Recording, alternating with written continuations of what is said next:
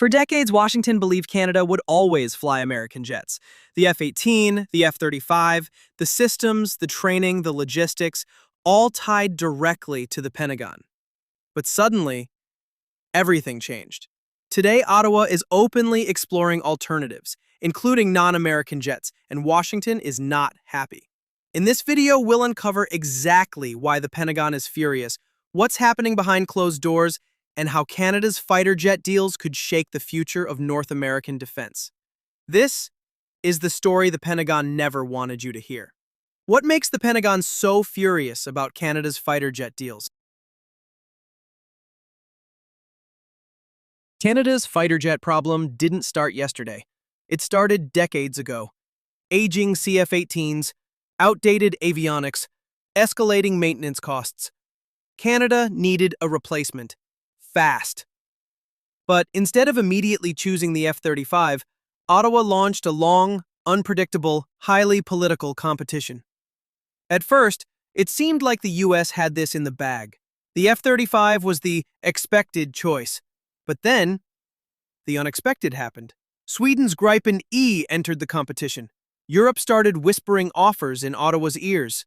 Canadian defense analysts began questioning US pricing and maintenance costs. And that is where the anger began. Here's an unwritten rule in Washington. If you're in North America, you buy American jets. Mexico, US influence. Canada, US expectation. So when Canada opened the door to a potential non-American fighter, that alone sent shockwaves through the Pentagon. Why? Because the US views Canadian air power as part of its own defensive perimeter. NORAD, Arctic patrols, shared air bases, joint operations. If Canada uses a jet that the US doesn't control, maintain, or influence, Washington loses a key strategic advantage. Let's break down the Pentagon's real reasons. 1. Supply chain control. If Canada flies American jets, the Pentagon controls the spare parts, upgrades, software, and data flow. If Canada buys a European jet? 2. Interoperability. The Pentagon wants Canada fully integrated into the F-35 global network, from mission data files to joint exercises. Non-American jets break that seamless integration. 3. The Arctic equation. This is the big one. The Arctic is becoming the world's next geopolitical battleground. Canada controls 40% of the Arctic coastline. Washington believes Arctic security equals American leadership, and they want Canada's fighters plugged directly into American command systems. 4. Economic and industrial pressure. The U.S. wants billions of dollars to flow through Lockheed Martin and its subcontractors. A non-American purchase hurts American industry. The moment Sweden entered the competition with the Gripen E, the Pentagon felt the pressure. Why? Because Gripen E was cheaper, easier to maintain, built for cold weather, perfect for Arctic operations, more customizable, less dependent on foreign control, and most importantly, Saab offered Canada local production, tech transfer, and autonomy, something the F-35 program would never allow. Washington saw this as a direct challenge. Behind closed doors, Pentagon officials reportedly expressed concern that Canada might choose Gripen. Canada wanted full access to source codes. Canada wanted independence in mission data. Canada wasn't fully aligned with U.S. defense procurement demands. The moment Canada delayed its F-35 timeline, the Pentagon panicked. Reports emerged of intense U.S. lobbying, phone calls, diplomatic messaging, defense meetings. Washington did not want a European jet defending North American airspace, not even for one day.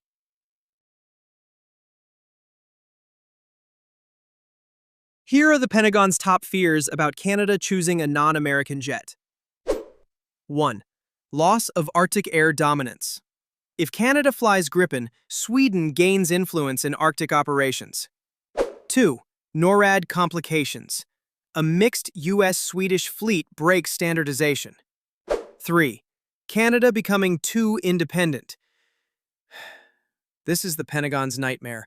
Gripen offers sovereign control over software upgrades, weapons integration, mission data files. The F-35 does not. 4. Ripple effects to other countries.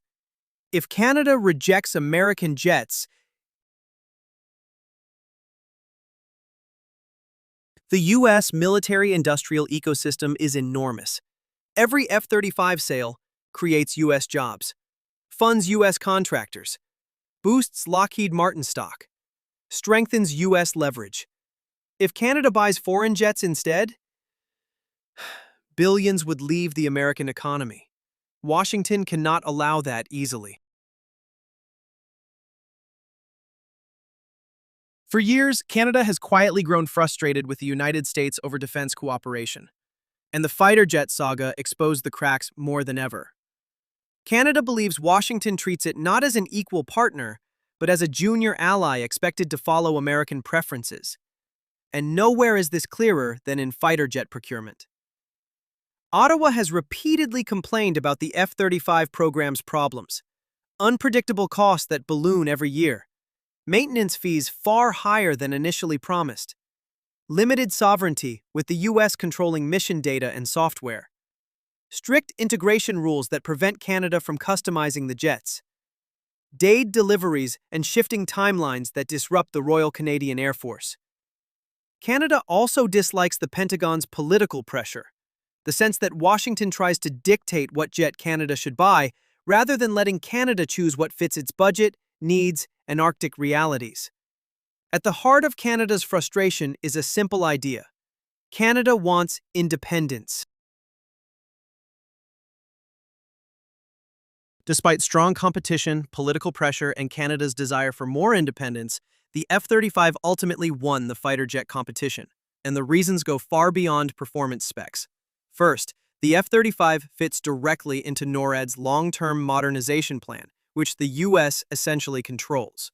Choosing a non-American jet would have forced Canada to redesign its Arctic defense structure, data networks, and command systems, a cost and risk Ottawa wasn't willing to take.